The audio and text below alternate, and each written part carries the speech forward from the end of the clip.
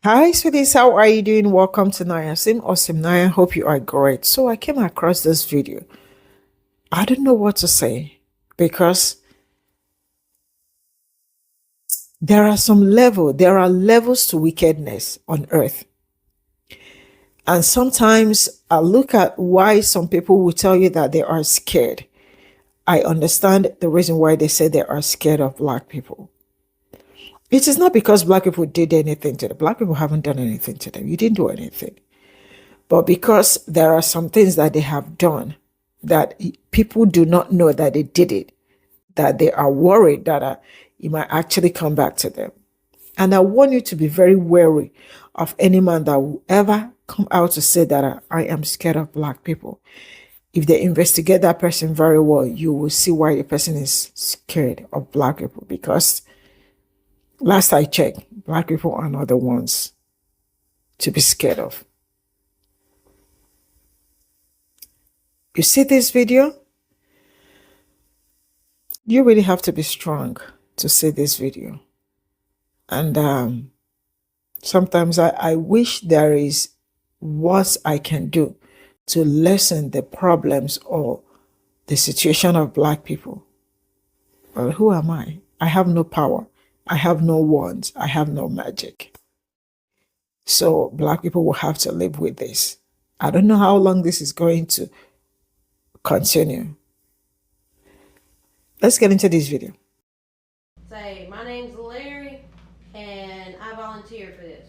This is a man named Larry Buckhalter. In this video, he's an inmate at the Rankin County Jail. The vest that Larry's wearing is electrified, and it's usually used to keep unruly inmates under control during court hearings. In 2018, Larry began a 1-year sentence at the Rankin County Jail for possession of a small amount of cocaine. He passed away a few years ago, but we met his family, who told us that he had a serious intellectual disability. We were told that everyone in the jail called him Crying Larry because he had a habit of pestering jail staff with small requests. One day, he asked for a Coca-Cola. Quick warning, you're about to see a video that includes scenes of graphic violence. Yeah, you're gonna bite your tongue off. Alright. Say, my name's Larry, and I volunteer for this.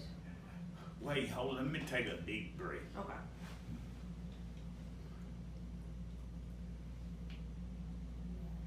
My name's Larry, and I volunteer to this. Oh! Oh! Oh! Oh! Oh! Come on! Come on! Now you get caught, it's all over. I'm so proud of you, Larry. That's it. This is the Rankin County Jail in Brandon, Mississippi, where this incident took place. Larry was a victim of the kind of widespread violence that our team at Mississippi Today discovered in an investigation based on interviews with more than 70 former inmates of the jail. Over the past 10 months, we've looked into 69 allegations of violence against Rankin County inmates stretching from 2012 to 2024. And we were told that it wasn't just guards who hurt inmates. High-ranking inmates in the Rankin County Jail, known as trustees, said they were ordered to take part in the violence too. Trustees got a bunch of perks, like getting to roam the jail freely and playing video games in their cells. But former inmates and guards told us these trustees were expected to beat up other inmates in exchange for their perks. And 9 former trustees admitted to participating in the violence themselves. This group of trustees wore blue jumpsuits, and they earned a nickname: the Blue Wave. The violent incidents we looked into ranged from inmates who said they were slapped and whipped to brutal beatings that left inmates with bloody gashes and broken bones. We were even told that sometimes guards and trustees would intentionally drag inmates into corners of the jail that didn't have security cameras and beat them there. Thing is,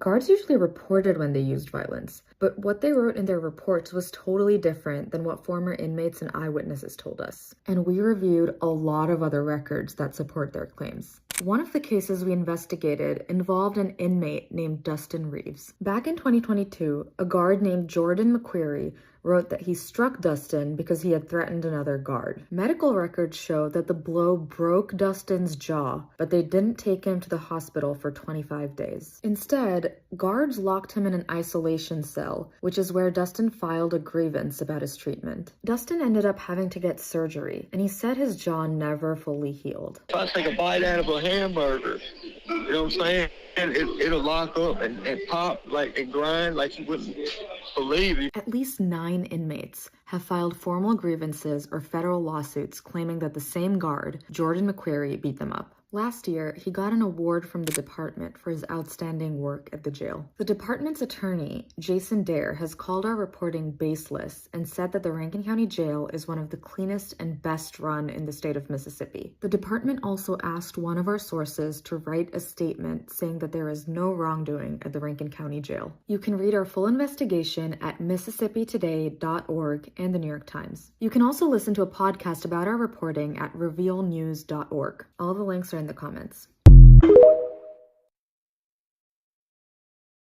So a former deputy has leaked more videos of Rankin County jail guards mocking an intellectually disabled inmate, recorded just a few days after guards made a video of them shocking him in an electrified vest. And those videos were getting passed around by guards and deputies at the Rankin County Sheriff's Department. Okay, first, a little context. Last week, our team at Mississippi Today published an investigation that found widespread brutality by guards and jail administrators going back at least 13 years. You can check out that story link in the comments. During that reporting, we also obtained a video showing guards shocking a man named Larry Buckhalter with an electrified vest in exchange for a Coke, after a guard told him to give his consent. Larry died in 2021, but his family and people who knew him said he was intellectually disabled and that disability was obvious to everyone who knew him. Larry's family said that one time Larry told them he was afraid to go back to the jail and that the guards there called him Crying Larry. Former guards confirmed that nickname and said that guards used to tease Larry and make him perform humiliating tasks, like shocking him with a stun vest. Earlier this week, a former sheriff's deputy sent us 2 more videos of Larry taken just a few days after guards shocked him in the vest. In the first video, Larry is wearing a party hat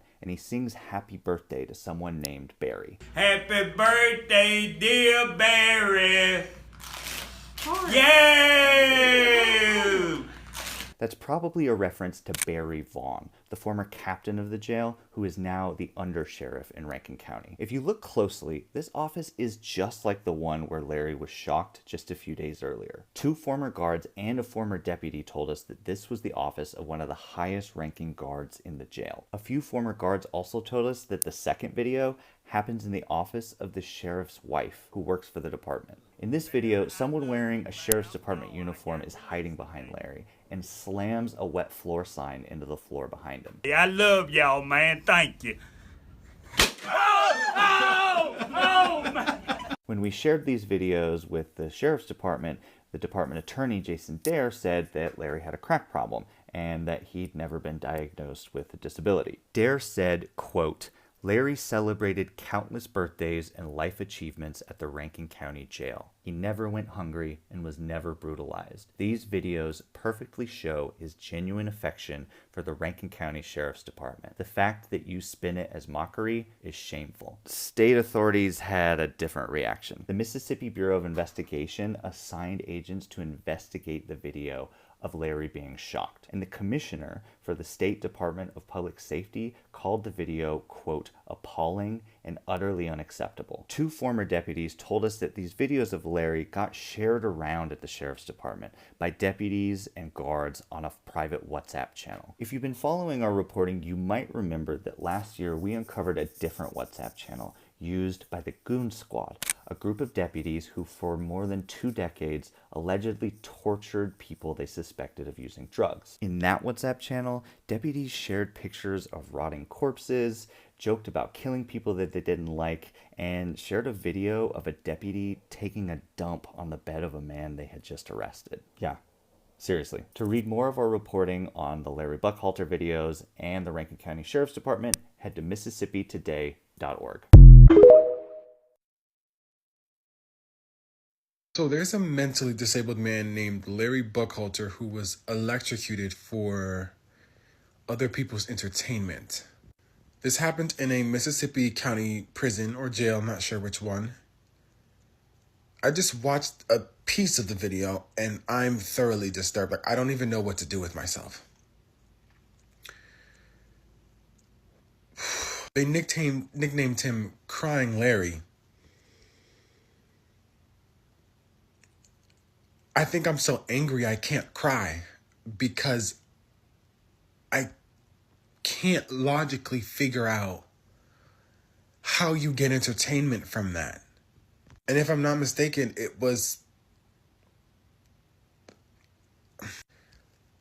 they made him give consent to do that to him and did it under the guise of, like, I'm assuming from what I got from the video, that they would give him a Coke.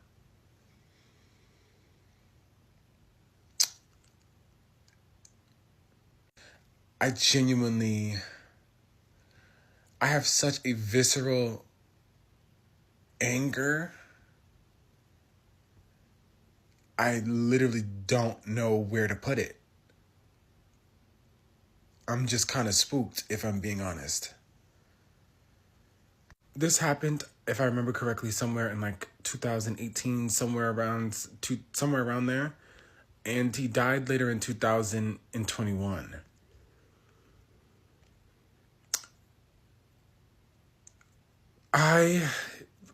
Let's just say his name. Like, he cannot be forgotten. This cannot be let go. If you don't believe in prison abolition, I encourage you to go watch Mississippi Today's reporting on Larry Buckhalter in the Rankin County Jail. Because in it, prison guards are testing an electrocuting vest on him for fun. And in exchange, they give him a soda afterwards and cheer him on like he's a good boy. Then sharing that video among themselves so that they could laugh at it. And before you say, well, it's probably not all prisons, be sure to end that sentence with, it's probably not all prisons that have video evidence of their crimes released. Them being found out is the exception to the rule. Because prisons are monuments to retribution, torture, and slavery. And if that horror were effective at deterring crime or rehabilitating people, America would have the least crime in the world as the most incarcerated nation in the world, where we do it for profit. We imprison people not because it makes us safer, but because in an evil system, that's how you deal with the consequences that it produces. More evil. This is Larry Buckholder. He is one of many inmates that were abused in Rankin County Jail in Mississippi. Say, my name's Larry, and I volunteer for this. This is a man named Larry Buckhalter. In this video, he's an inmate at the Rankin County Jail. The vest that Larry's wearing is electrified, and it's usually used to keep unruly inmates under control during court hearings. In 2018, Larry began a 1-year sentence at the Rankin County Jail for possession of a small amount of cocaine. He passed away a few years ago. One day, he asked for a Coca-Cola. Quick warning, you're about to see a video that includes scenes of graphic violence. Yeah, you're gonna bite your tongue off. Alright. Say, my name's Larry, and I volunteer for this. Wait, hold on, let me take a deep breath. Okay. You can tell that Larry was scared and did not want to do this. My name's Larry, and I volunteer to this. Oh! Oh! Whoa! Oh! Oh! Come on! Come on! Now you get caught. It's all over. I'm so proud of you, Larry. That's it.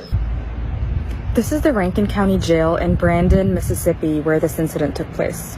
Larry was a victim of the kind of widespread violence that our team at Mississippi Today discovered in an investigation based on interviews with more than 70 former inmates. What Larry's wearing is electrified, and it's usually used to keep unruly inmates. I don't think the neglect and abuse that happens in jails and prisons will end until we dismantle the patriarchy and racism. I'm not going to decipher that for you. That's enough information. You can go and look into it yourself. I don't want to spend even the 10 minutes on a video on this when there's so much information out there. When I speak supportively of people in jail or prison, I am not talking about the people that harm innocents. As somebody that comes from one of the most racist states in the US, and one of the most uneducated states in the US, and one of the most underpaid states in the US, the most overworked states in the US, and being one of the top states in the US with the most miserable people. Likely because of the things I named off and some more, but they all go hand in hand, which also goes hand in hand with patriarchy. While being one of the top states in the US for incarceration, the highest amount, one of them, I can say that these all go hand in hand. If you haven't put two and two together yet, the problem is people thinking they are higher than others, similar to patriarchy and racism. No, it's because of lack of resources or lack of education or poverty, right? Where do you think all those link from? It's coming from those that think they are higher and want to continue staying higher than you. So they keep you stupid and hungry and poor with lack of resources. Because what if y'all had that? You likely have the capacity to surpass them. Let's touch on one topic to make an example. Drugs are bad, right? No. Drugs are really good. That's why you want to stay away from them. So we need to crack down on the drug problem. So we need to crack down on the ones that cook it, sell it, and do it, right? No, that's putting a band-aid on the situation. It's putting a band-aid on something that needs stitches. So how do we get the stitches? Fuck the band-aid. We need the stitches. Like I said before, drugs are good. But if people are good, then why do they need the drugs? Meaning, if somebody has the proper resources, then they're likely to be good and never have to run into a synthetic good. Do you get what I'm saying? So, if people have opportunity, and if people are being paid well, being paid properly, because we're perfectly capable of doing it, but because of the patriarchy and racism, the people wanting to be higher than others, that it messes it all up. But if down the line people are getting therapy, then there's not as much trauma going down to where it would lead to other things like that. If we are properly paid, then we are properly getting fed, and we don't have to worry about feeding ourselves, our loved ones, our children, our pets. And if we are educated, we learn more than what we had to grow up around. And if that's it's not much for a lot of people. And this goes into the loop with any other petty crime, like stealing. Why would someone need to steal if they already had the resources? Majority of the reason people are locked up is because the lack of resources. Why the lack of resources? Back to what I said in the beginning, the patriarchy and racism. This is a video of Larry Buckhalter, an inmate in a Rankin County jail. In this video, he is electrocuted, I guess for the CO's pleasure, in order to receive a can of Coke. I'm going to tag the video in the description. Mississippi Today has done a video on the corruption and the culture of violence in Rankin County jails. And if you remember, I did a video that I will also tag in the description on the Rankin County torture incident, where these 6 sheriffs and city officers tortured these 2 men in a home where they were taking care of a disabled friend and then tried to frame them for crimes they didn't commit. That was in 2023, by the way, not something in the distant past. And in that video, I also talk about all the other Rankin County brutality accusations, including uses of a blowtorch across someone's feet, choking someone with a lamp cord, using a blowtorch to melt a nutcracker onto someone's leg, people being waterboarded, etc. So why isn't the National Guard being sent to Rankin County, Mississippi? We know why. Very troubling story out of Mississippi involving 6 law enforcement officers convicted in a brutal racist assault. They called themselves the Goon. I don't believe in prisons, and neither should you. And that is to say, you don't believe in punitive justice. So let's break down what that looks like. Because I agree, it's hard to imagine the world without prisons. But let's break down what prisons are. They're 2 things, basically. They're slave camps, because slavery is legal within them. That's a very defining feature of prisons. And number 2, the reasons people go in them is punitive justice as a main justifying ideology. That is to say, it's not that we think society is better off because we put them there. It is because we think they deserve to be there by merit of what they did. And that would be different than, for example, rehabilitative justice. We're placing people who need to be rehabilitated to be better for society in places where they can rehabilitate. Or like a very instrumentalist view, where we only put people away from society, we restrict their liberty if they physically can't be within society safely, right? But it's not a punishment. We're not saying you did something bad, and so we're just going to treat you bad. It's just saying this is what's best for society. And I personally ascribe to those latter 2 much more than I will ever say, you did something bad, therefore you deserve to have bad done to you. I think that is immoral. I think that is wrong. So when I say abolish prisons, I don't mean abolish places that we send people who do bad things. I mean abolish places that we send people who do bad things because they do bad things. Do you understand? So if someone's like a serial killer and says they're going to do it again if they go outside, yeah, I want to put them to another place. I just don't think it should be, number 1, a slave camp where they are slaves, because I don't believe in slavery. And I don't believe, number 2, it should be unduly harsh, because that person, why would we abuse this person? Right? What's the goal? What is our aim? Is it to convince them to stop doing it? Because statistically, the best way to prevent someone from committing crimes again is to rehabilitate them. From this video, and I am going to briefly say some certain things before I call this, because I am not in the best. My heart is like pumping. You see this video that surfaced, and this man has passed since how many years? I want you to know that there are so many Black men, most especially, that are going through something like this, where they are in prison. Yeah. The only thing is that the video has not surfaced online. The video has not been, nobody has been able to see it. But one day, something like this may also happen. But one thing is that a majority of the things, by the time you get to see the video, they probably may have passed. They saw a small drug with him. That was how he got arrested. And the family said that he has intellectual disability. I don't know what, may I not be part of the people that we have to torture people? Maybe because I am in a position to do some certain things. May I not have that kind of heart? And the day I will be in a position to, maybe in a good position as a human being, may nothing make me be a wicked person. This is a prayer people need to say. But let me tell you something. Majority of the people that do things like this to people are just wicked. And there are people that do not see people that look like me as human beings. Just for coke. Just for coke. And you could see from what she said that he volunteered. Because they probably may have said, it's only when we do this to you that we could give you this. So they decided to tell him he volunteered.